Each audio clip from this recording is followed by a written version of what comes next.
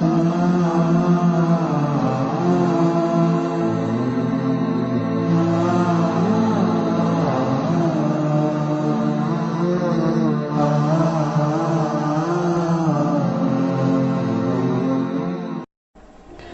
মূল্যবান সম্পদ যেগুলোকে সব সময় আমরা অবমূল্যায়ন করে থাকি, কিন্তু কোনো একদিন হয়তো আমরা এই মূল্যবান সম্পদগুলোর জন্য আফসোস করব, অনুতপ্ত হব, কিন্তু সেদিন আমাদের এই অনুতাপ আর অনুশোচনা কোনো কাজে আসবে না।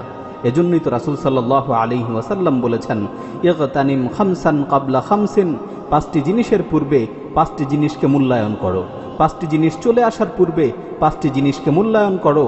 এক নম্বর হচ্ছে শাবাবাকা ক্বাবলা হিরামিক, বার্ধক্যের পূর্বে যৌবনকে মূল্যায়ন করো, কারণ যৌবনকাল হচ্ছে ইবাদতের শ্রেষ্ঠ সময়।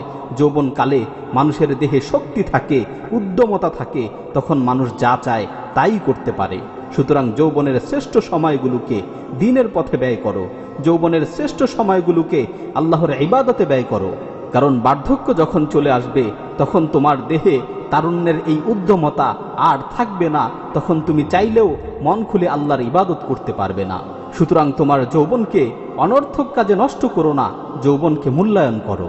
দুই নম্বর হচ্ছে অসিহ্হাতাকা ক্বাবলা সাকামিক, অসুস্থতার পূর্বে সুস্থতাকে মূল্যায়ন করো, কারণ সুস্থ অবস্থায় মানুষ অনেক ইবাদত করতে পারে, কিন্তু যখন অসুস্থ হয়ে যায় তখন ইবাদত করার শক্তি থাকে না, মন চাইলেও ইবাদত করতে পারে না।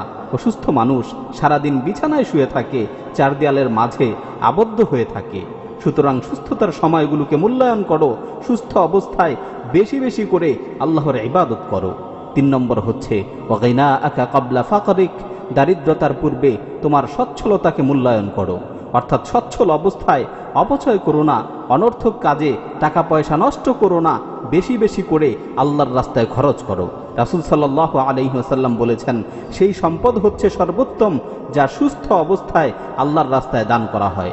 সুতরাং তোমার সচ্ছলতাকে মূল্যায়ন করো, সচ্ছল অবস্থায় বেশি বেশি করে আল্লাহর রাস্তায় দান করো।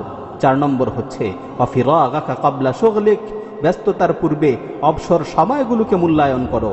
অবসরতা এটা হচ্ছে আল্লাহর পক্ষ থেকে একটি বড় নেয়ামত। আজকে দেখা যায় অবসর সময়গুলোকে মানুষ অনর্থক কাজে নষ্ট করে, কোনো একদিন হয়তো এই সময়গুলোর জন্য আফসোস করতে হবে। সুতরাং এই অবসর সময়গুলোকে ভালো কাজে ব্যয় করো, অবসর সময়গুলোকে মূল্যায়ন করো। পাঁচ নম্বর হচ্ছে ওয়া হায়াতাকা ক্বাবলা মাউতিক, মৃত্যুর পূর্বে জীবনকে মূল্যায়ন করো। মৃত্যু চলে আসার পূর্বে জীবনকে মূল্যায়ন করো। আল্লাহ তাআলা মানুষকে এই জীবনটা দিয়েছেন ইবাদতের জন্য। দুনিয়া হচ্ছে ইবাদতের জায়গা।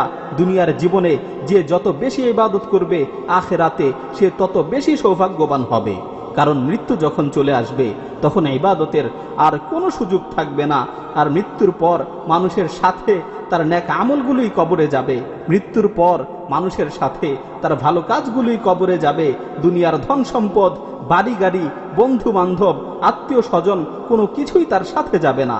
সুতরাং মৃত্যু চলে আসার পূর্বে যত পারো ভালো কাজ করো, মৃত্যু চলে আসার পূর্বে তোমার জীবনকে মূল্যায়ন করো। আল্লাহ তাআলা যেন আমাদের সকলকেই এই পাঁচটি মূল্যবান সম্পদকে সঠিকভাবে মূল্যায়ন করার তৌফিক দান করেন। আমিন।